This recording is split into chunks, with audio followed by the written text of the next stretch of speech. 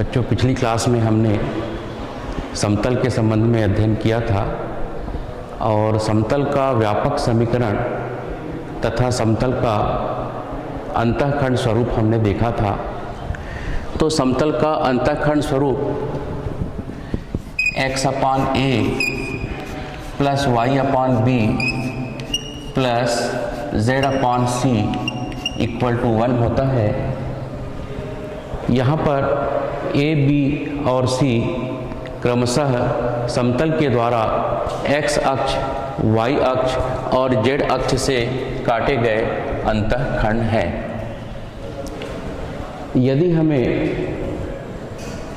समतल के द्वारा अक्षों पर काटे गए अंतःखंड ज्ञात हो तो हम समतल का समीकरण निकाल सकते हैं। यदि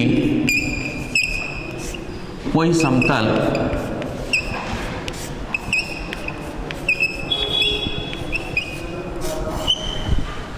निर्देशाक्ष अक्षों पर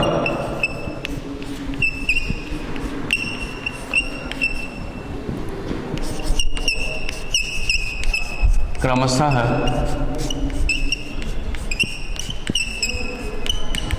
अंतःखंड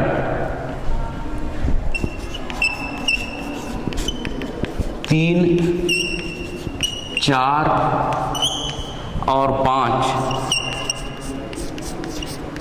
काटता है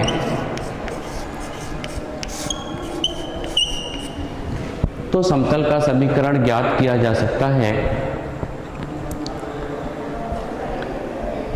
इस स्थिति में a बराबर 3 होगा,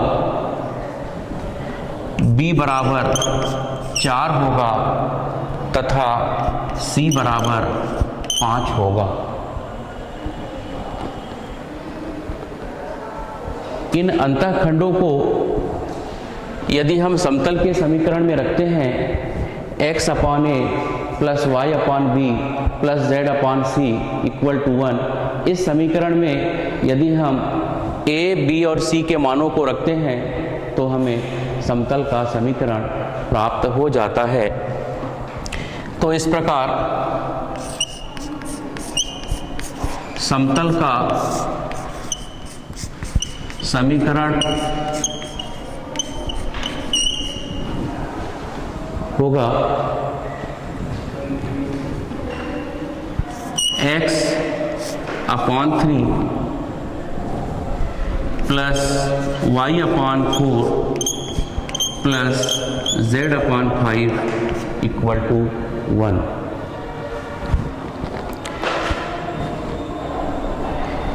इस समीकरण को हम आगे हल कर सकते हैं।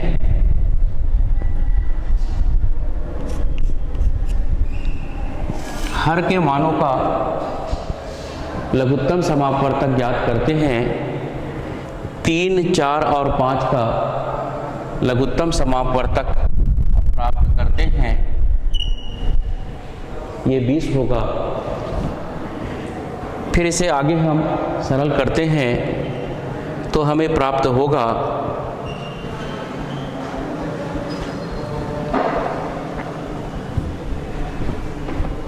ये मान 20 नहीं होगा, ये 60 प्राप्त होता है। आगे हम सरल करते हैं तो हमें प्राप्त होता है 20x प्लस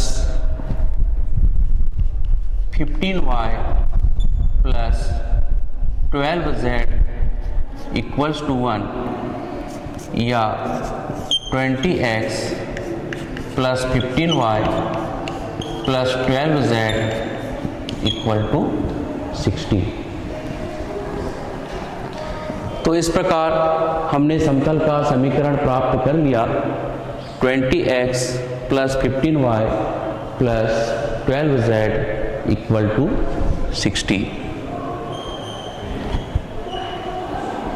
इसी समतल के समीकरण के आधार पर हमें एक अन्य प्रकार का प्रश्न भी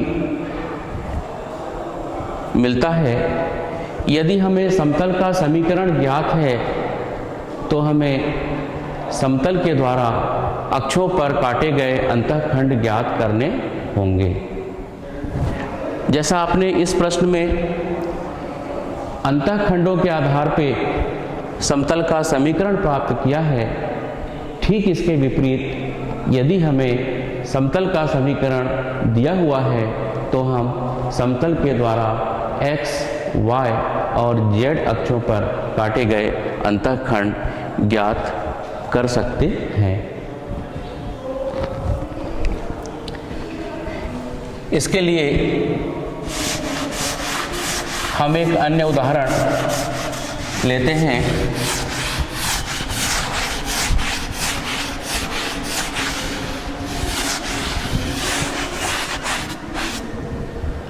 एक ऐसा उदाहरण लेते हैं जिसमें समतल का समीकरण दिया हुआ है और हम अक्षों पर काटे गए अंतःखंड ज्ञात करेंगे।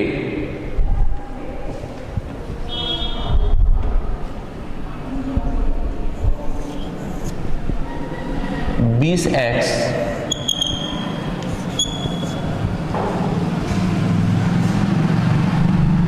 धन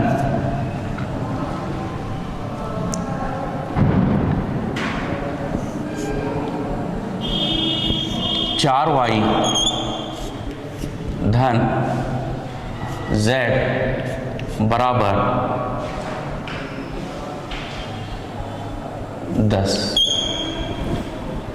हम इस समतल के समीकरण से समतल के द्वारा अक्षों पर काटे गए अंतःखंड ज्ञात कर सकते हैं। दोनों पक्षों में इस समतल के समीकरण में दाईं ओर जो मान दिया गया है उस मान से भाग करते हैं। दोनों पक्षों में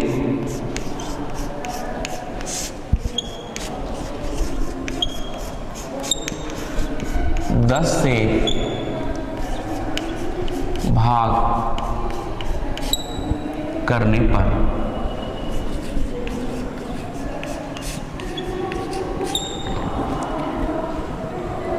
हमें प्राप्त होता है 20x बटे 10 धन 4y बटे 10 धन z बटे 10 बराबर 10 बटे 10। तो इस प्रकार से हमें प्राप्त होगा 2x धन 2y बटे 5 धन z बटे 10 बराबर 1। या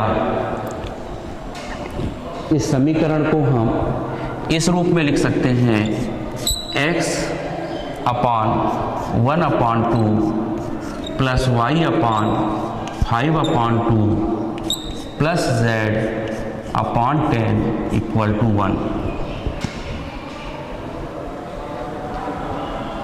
यह हमें समतल के समीकरण का अंतःखंड रूप देता है। इस समीकरण की तुलना समतल के अंतःखंड स्वरूप से करने पर हमें प्राप्त होता है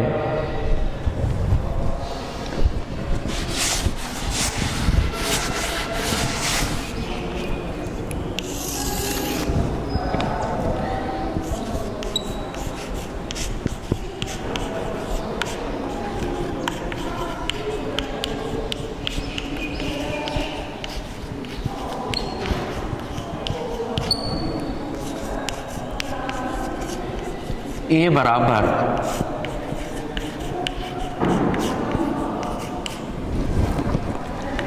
A बराबर 1/2, B बराबर 5/2 तथा C बराबर 10।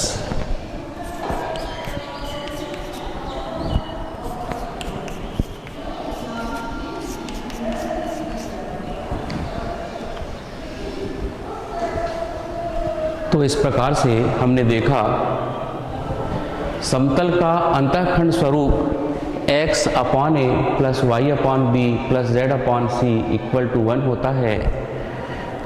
और इस सूत्र के आधार पर हमने दो प्रश्नों के हल प्राप्त किए।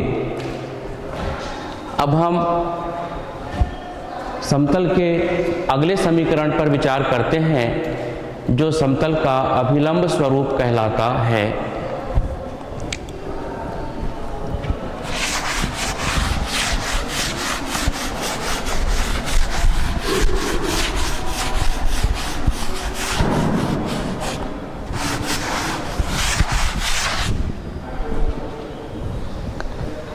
तो आइए हम देखें समतल का अभिलंब स्वरूप।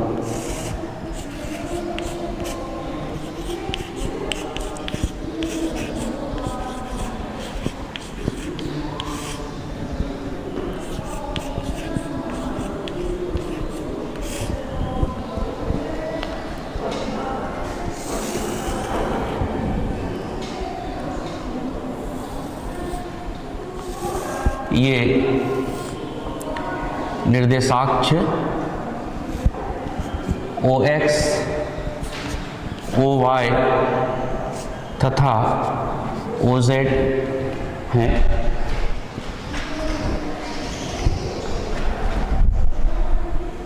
यह दिया गया समतल है।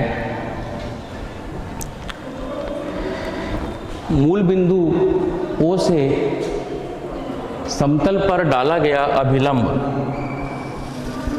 ON है। हम ये देखते हैं कि हमें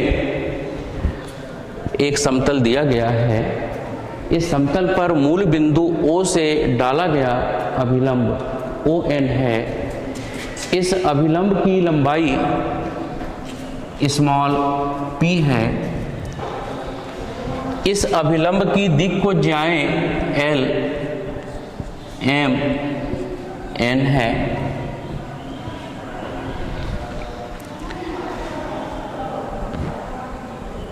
यदि हम किसी अन्य बिंदु को समतल पर दिखाना चाहें तो हम उसे कैपिटल P से दिखा सकते हैं, जिसके निर्देशांक X, Y, Z होंगे।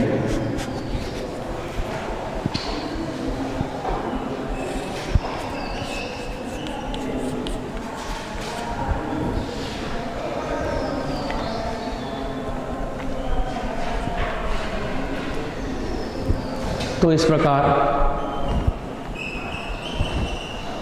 हमने एक समतल लिया। मूल बिंदु से समतल पर डाले गए अभिलंब को ON से दर्शाया, अभिलंब की लंबाई को स्मॉल p से दर्शाया तथा अभिलंब के दिक्कनुपात दिक्कोज्याएं L, M, N हैं। समतल का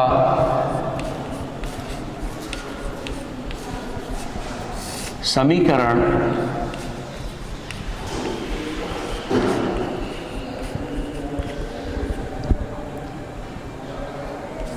अभिलंब रूप में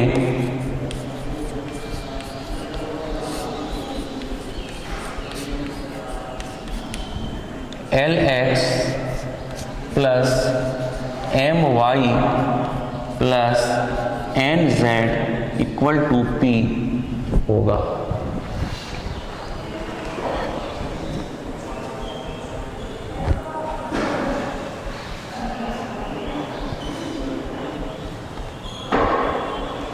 समतल के समीकरण का अभिलंब रूप हमें प्राप्त होता है LX plus MY plus NZ equal to P। यहाँ पर स्मॉल p अभिलंब की लंबाई है तथा L, M, N अभिलंब की दिक्कोज्याएं हैं।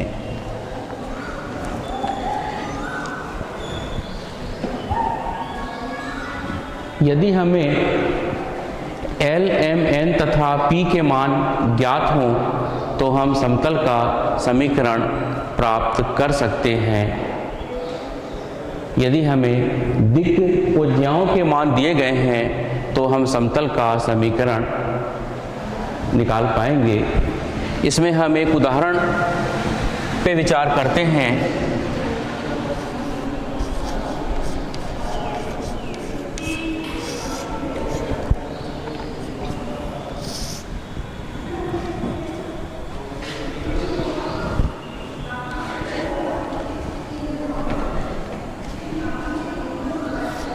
एक समतल के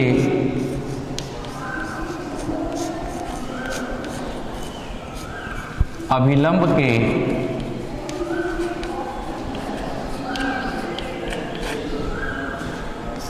दिक् अनुपात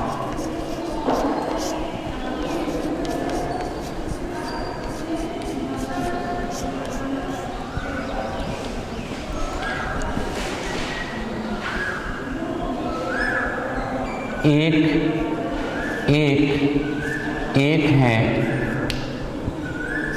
तथा मूल बिंदु से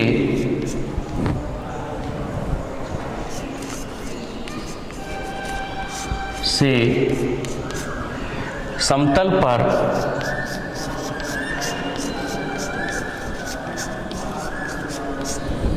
डाला गया लंब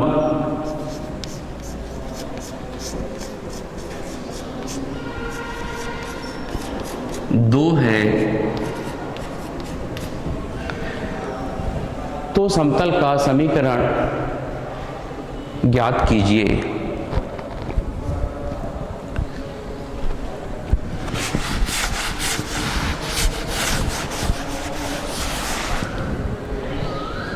इस उदाहरण में हमें समतल के अभिलंब के दिक् अनुपात दिए हुए हैं जो क्रमशः 1 1 1 हैं तथा मूल बिंदु से समतल पर डाला गया लंब 2 है, अर्थात लंब की लंबाई 2 है। तो समतल का समीकरण क्या होगा, यह हमें प्राप्त करना है। हमने अभी समतल का समीकरण प्राप्त किया है। Lx plus my plus nz equal to p। यहाँ पर L M N समतल के अभिलंब के दिक् अनुपात हैं। सर्वप्रथम हम दिक् अनुपातों के मान लिखते हैं। a बराबर 1, b बराबर 1 और c बराबर 1।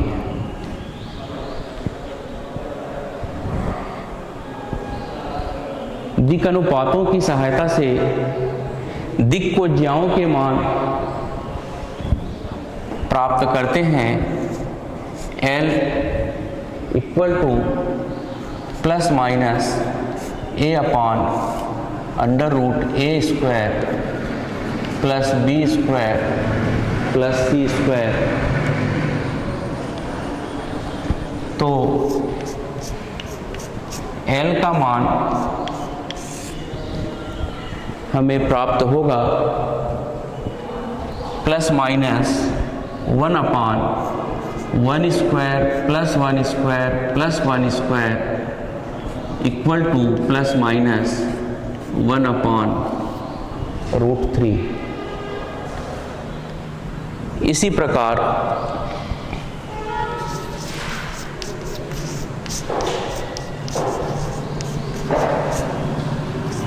m equal to plus minus b upon under root a square plus b square plus c square से हम m का मान प्राप्त करते हैं plus minus 1 upon under root 3 तथा n का मान plus minus c upon under root a square plus b square plus c square में मान रखकर n का मान प्राप्त करते हैं 1 अपान अंडर रूट 3। हमने दिक् अनुपातों की सहायता से दिक्कोज्याओं के मान प्राप्त कर लिए।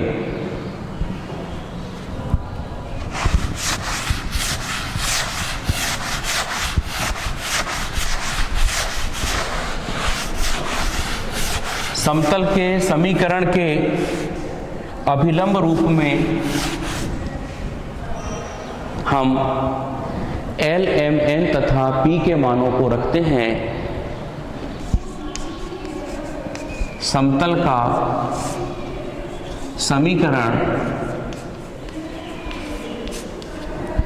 LX plus MY plus NZ बराबर P में L, M, N तथा P के मानों को रखते हैं plus minus 1/√3x plus minus 1/√3y plus minus 1/√3z equals to 2, या ये हमें मिलता है x plus y plus z बराबर 2√3। तो इस प्रकार हमें समतल का समीकरण प्राप्त होता है plus minus x plus y plus z equal to 2√3।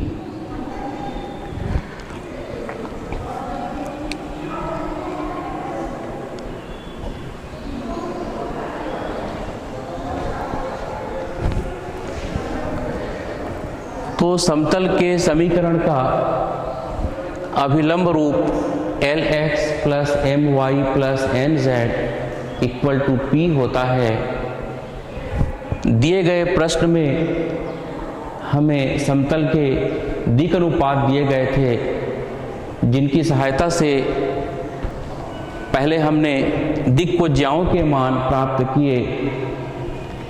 दिक्कोज्याओं के मान प्राप्त होने पर L, M, N तथा P के मान को समतल के समीकरण में रखा तो हमें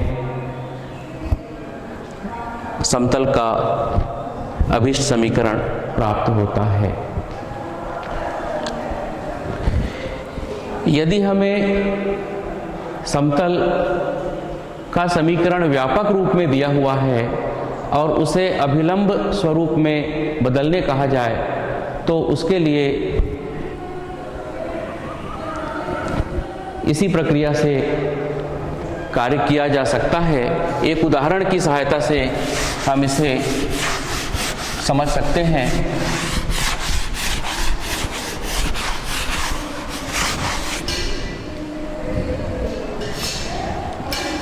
समतल के समीकरण का व्यापक स्वरूप होता है ax plus by plus cz plus d equal to 0। यदि हमें समीकरण इसी रूप में दिया हुआ है तो हम उसको हल करके अभिलंब रूप में बदल सकते हैं, अभिलंब रूप में परिवर्तित कर सकते हैं। तो उसमें भी हमें इसी प्रक्रिया का पालन करना होगा।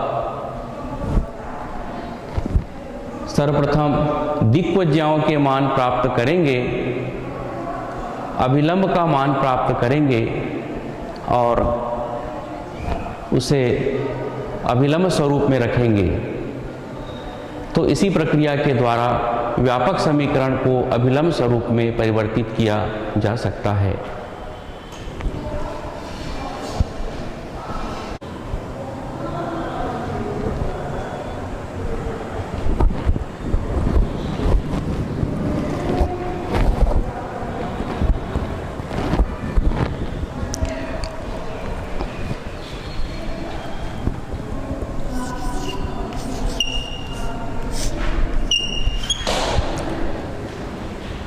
हमें समतल का समीकरण व्यापक रूप में दिया गया है 12x धन 9y धन 8z बराबर 34।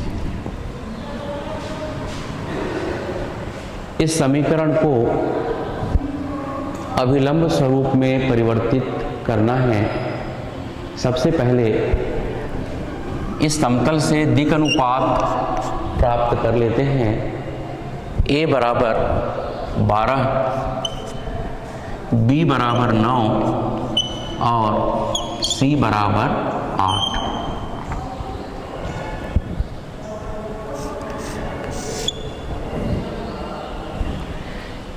Under root a square plus b square plus c square का मान प्राप्त करते हैं।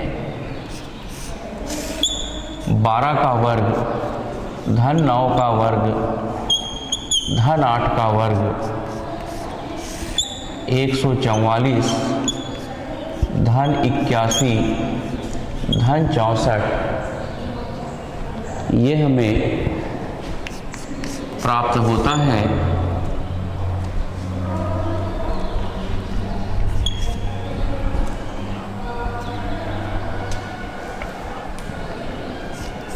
दो सौ 89, इसका वर्गमूल लेने पर 17 मिलता है। दिए गए समीकरण को under root a square plus b square plus c square इस मान से भाग कर देते हैं। हमें अभिलंब समतल का अभिलंब स्वरूप प्राप्त हो जाता है। तो दिए गए समीकरण के दोनों पक्षों में under root a square plus b square plus c square अर्थात 17 से भाग देने पर समतल के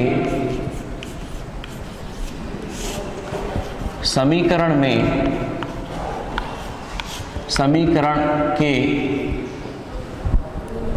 दोनों पक्षों में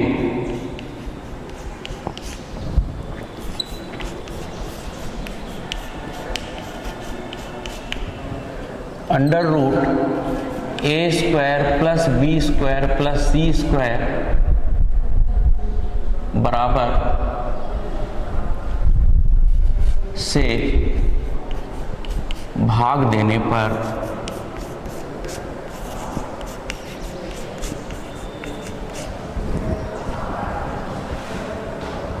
या 17 से भाग देने पर 17 से भाग देने पर इस प्रश्न में हमने under root a square plus b square plus c square का मान 17 प्राप्त किया है। तो हम समीकरण के दोनों पक्षों में 17 से भाग देते हैं तो हमें समतल का अभिलंब स्वरूप प्राप्त हो जाता है। यह होगा 12/17x धन 9/17y धन 8/17z बराबर 2। यह समतल के समीकरण का अभिलंब रूप हमें प्राप्त होता है। तो इस प्रकार हमने समतल के समीकरण के व्यापक रूप को अभिलंब रूप में परिवर्तित किया। अब हम समतल के अगले स्वरूप पर विचार करते हैं। हम एक ऐसे समतल का समीकरण ज्ञात करेंगे जो दिए हुए बिंदु x1 y1 से होकर गुजरता है।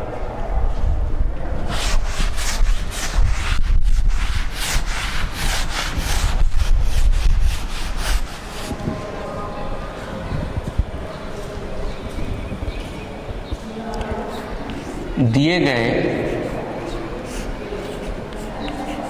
बिंदु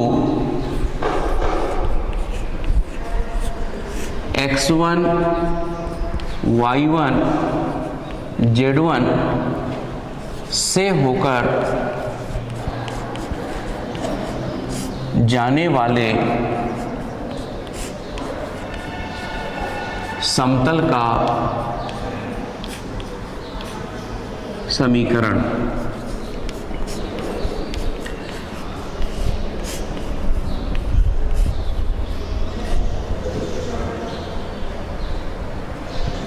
यह समीकरण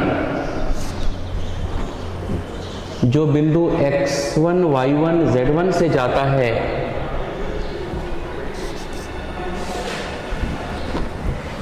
a x minus x1 plus b y minus y1 plus c z minus z1 equal to 0 होता है। वह समतल जो बिंदु x1, y1, z1 से होकर जाता है उसका समीकरण है a x minus x1 plus b y minus y1 plus c z minus z1 equal to 0। यदि समतल मूल बिंदु से जाता है, यदि समतल मूल बिंदु से होकर जाता है तो x1 equal to 0, y1 equal to 0 तथा z1 इक्वल टू 0 होगा। समीकरण 1 में x1, y1, z1 के मान रखने पर, समीकरण 1 में x1, y1, z1 के मान रखने पर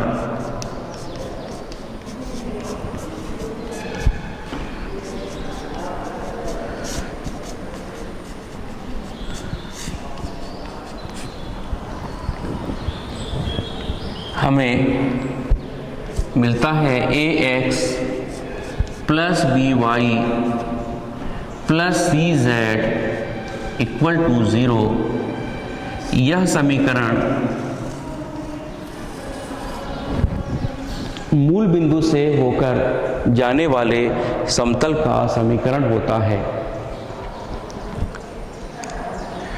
तो इस प्रकार हमने देखा कि बिंदु x1, y1, z1 से होकर जाने वाले समतल का समीकरण है a x minus x1 plus b y minus y1 plus c z minus z1 equal to 0। और यदि यह समतल मूल बिंदु से होकर जाता है तो x1 बराबर 0, y1 बराबर 0 और z1 बराबर 0 होगा। इन मानों को समीकरण 1 में रखकर हम प्राप्त करते हैं ax plus by plus cz equal to 0। यह उस समतल का समीकरण है जो मूल बिंदु से होकर जाता है।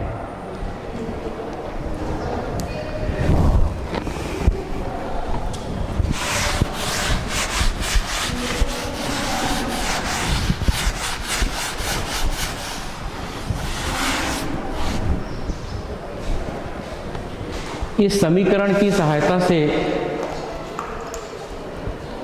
हम ऐसे समतल का समीकरण प्राप्त कर सकते हैं जो 3 बिंदुओं से होकर के जाता है। उदाहरण के लिए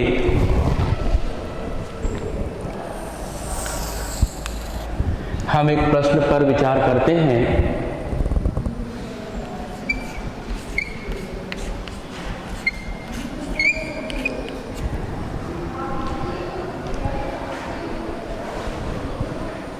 दो दो ऋण 1 3 4 2 2 2 ऋण 1 3 4 2 तथा 706 से होकर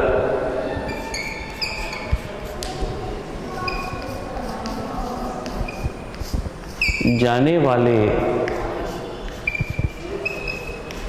समतल का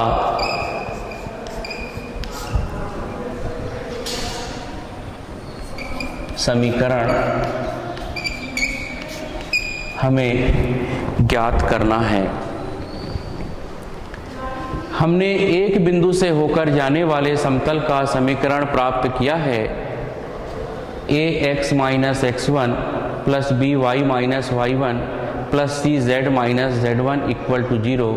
इसी सूत्र की सहायता से हम बिंदु 2 2 ऋण 1 3 4 2 और 706 से होकर जाने वाले समतल का समीकरण प्राप्त करेंगे।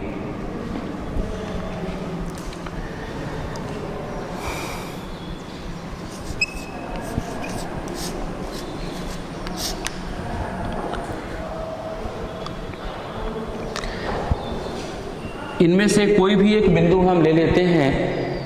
दिए गए तीनों बिंदु में से कोई भी एक बिंदु हम लेते हैं। मान लीजिए हम पहला बिंदु ही लेते हैं, बिंदु 2 2 ऋण 1 से जाने वाले समतल का समीकरण। बिंदु 2 2 ऋण 1 से होकर जाने वाले समतल का समीकरण।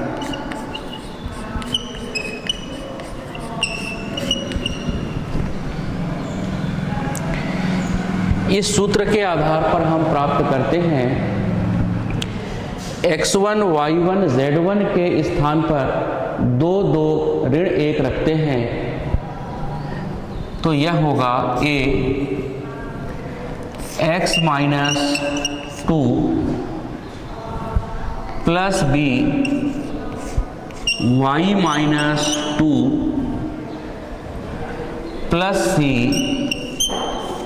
z minus 1 means plus 1 equal to 0। बिंदु 2 2 ऋण 1 से होकर जाने वाले समतल का समीकरण हमने प्राप्त किया। a x minus 2 plus b y minus 2 plus c z plus 1 equals to 0। इस समीकरण को क्रमांक 1 हमने दिया।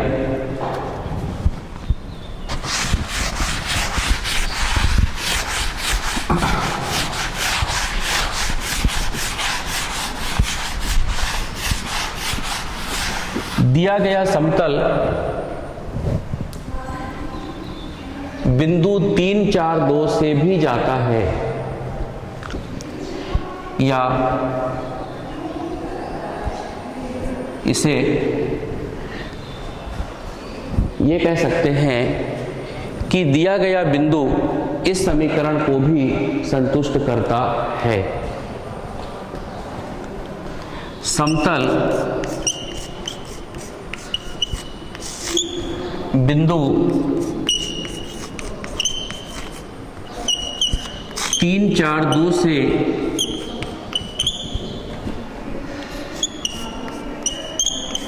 गुजरता है,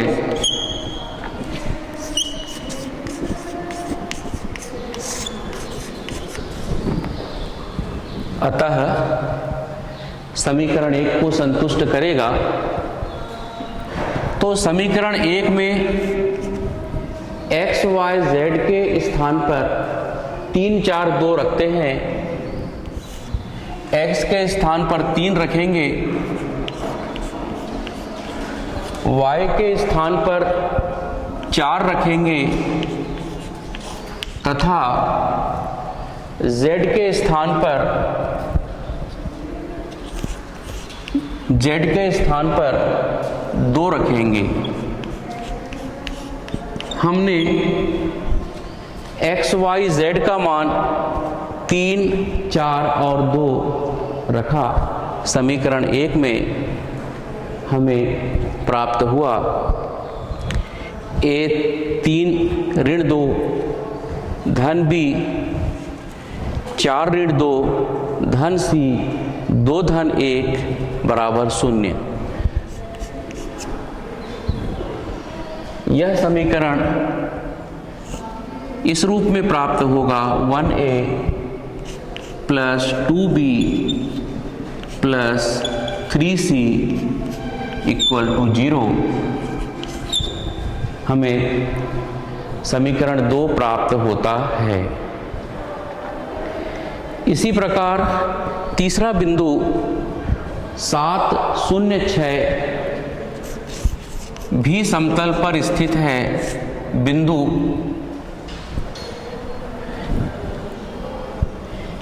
या इसे ये कहें कि समतल बिंदु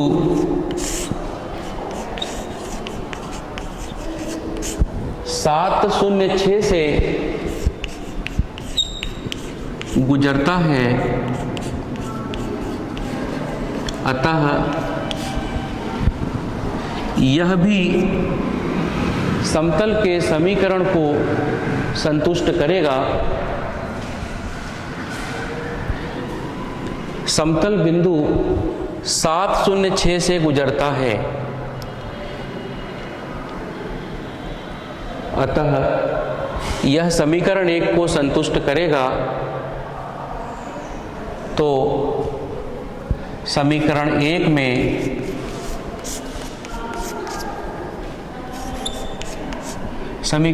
में इन मानों को हम रखकर प्राप्त करते हैं। समीकरण 1 में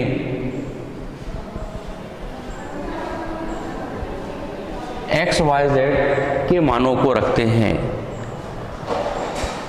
समीकरण 1 में x, y, z के मान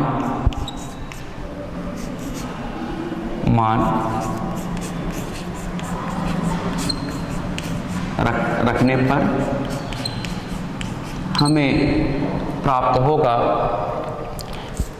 A 7 - 2 प्लस B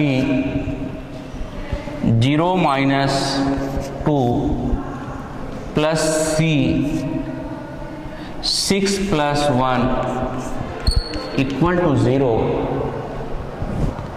या 5A - 2B plus 7C equal to 0।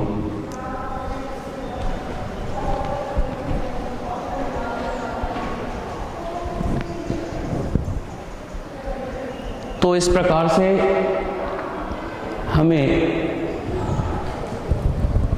समीकरण 2 और 3 प्राप्त होते हैं।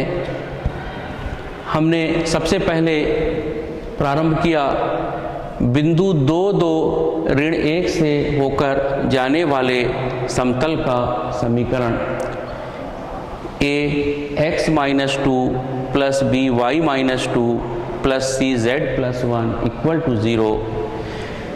समतल दूसरे बिंदु 3, 4, 2 से होकर जाता है, तो x, y, z के स्थान पर 3, 4, 2 को रखा, तो हमें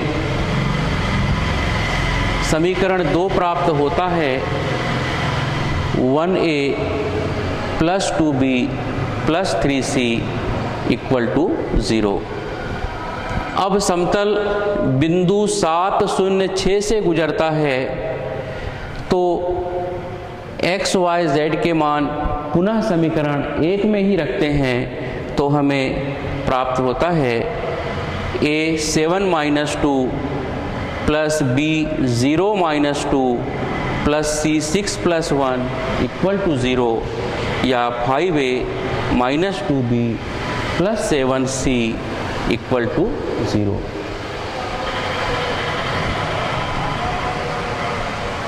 समीकरण 2 और 3 से वज्र गुणन की विधि का प्रयोग करके A, B और C के मान हम प्राप्त करेंगे।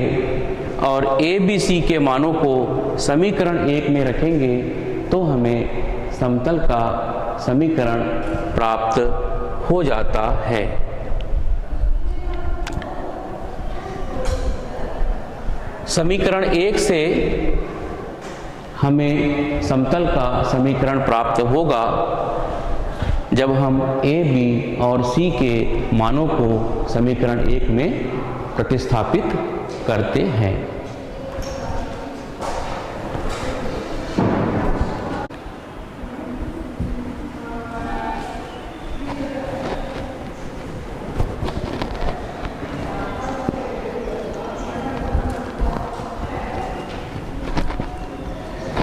तो हमने इस प्रश्न में देखा कि 3 बिंदु दिए गए हैं और इनसे होकर के जाने वाले समतल का समीकरण हमें प्राप्त करना है। हमने पहले बिंदु 2, 2 ऋण 1 को लिया और उससे होकर जाने वाले समतल का समीकरण प्राप्त किया। a x minus 2 plus B y minus 2 plus C z plus 1 equal to 0, और इस समीकरण को हमने समीकरण 1 कहा। पुनः समतल दूसरे बिंदु 3, 4, 2 से जाता है, अतः बिंदु 3, 4, 2 समतल के समीकरण को संतुष्ट करता है। तो हमें समतल के समीकरण का रूप प्राप्त हुआ 1a plus 2b plus 3c equal to 0। इसी प्रकार समतल बिंदु 7, 0, 6 से गुजरता है, तो यह बिंदु भी समीकरण 1 को संतुष्ट करता है। समीकरण 1 में x, y और z के स्थान पर 7, 0, 6 को रखने पर हमें प्राप्त होता है 5a minus 2b plus 7c equal to 0। तो इस प्रकार हमें समीकरण 1, समीकरण 2 और समीकरण 3 प्राप्त होते हैं। समीकरण 2 और 3 से हम a, b और c के मान वज्र गुणन की विधि के द्वारा प्राप्त करेंगे और इन मानों को हम समीकरण 1 में रखेंगे तो हमें समतल का समीकरण प्राप्त होता है। तो बच्चों, आज का समय समाप्त होता है, इसलिए इसके आगे का हल हम अगली क्लास में देखेंगे। धन्यवाद।